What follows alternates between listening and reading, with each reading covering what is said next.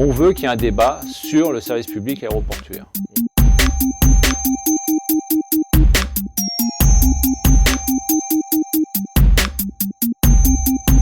L'aéroport de Paris, c'est un bien commun qui appartient à tous les Français, qui a été construit après 1946. Il a fallu bâtir nos aéroports pour que la France garde sa souveraineté au niveau international, mais aussi qu'elle puisse avoir des échanges à la fois commerciaux et touristiques. Pour oublier que la France est le premier pays touristique du monde. Et c'est pour ça que cette entreprise, elle est unique, j'allais dire en France, mais dans le monde pratiquement. On est à la fois concepteur, bâtisseur, mainteneur et exploiteur d'aéroports. Et donc le premier enjeu, il est de préserver ce bien commun et j'allais dire les compétences de cette entreprise qui sont liées à la fois de son histoire, mais surtout de son personnel qui maîtrise l'ensemble des activités que je viens de citer.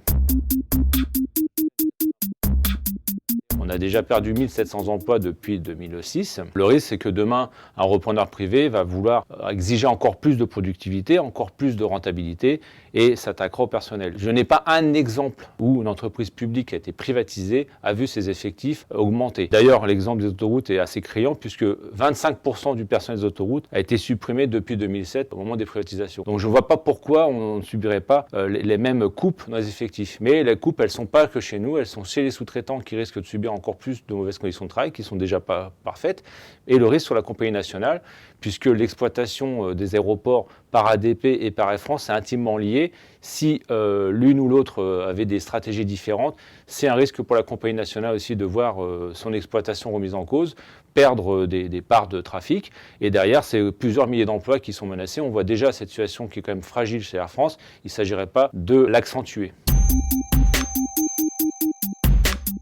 La troisième raison, moi je dirais, elle est environnementale. Demain, on aura peut-être à choisir entre développement de l'aérien ou pas, limiter tel trafic ou telle destination. En tous les cas, il y aura certainement des choix à faire.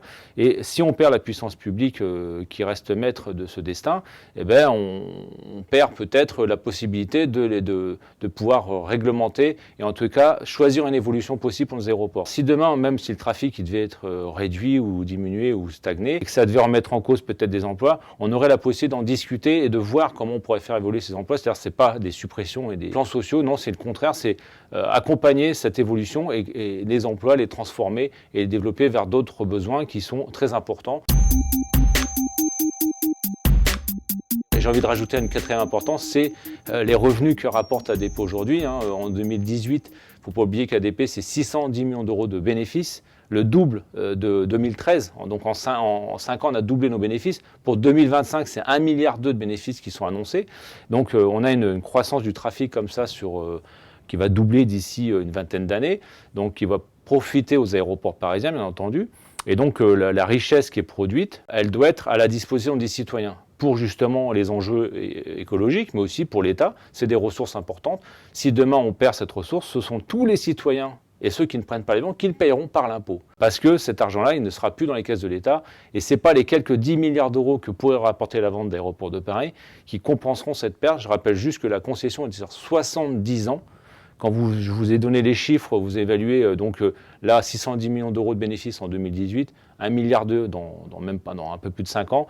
Imaginons dans 70 ans ce que ça pourrait nous rapporter.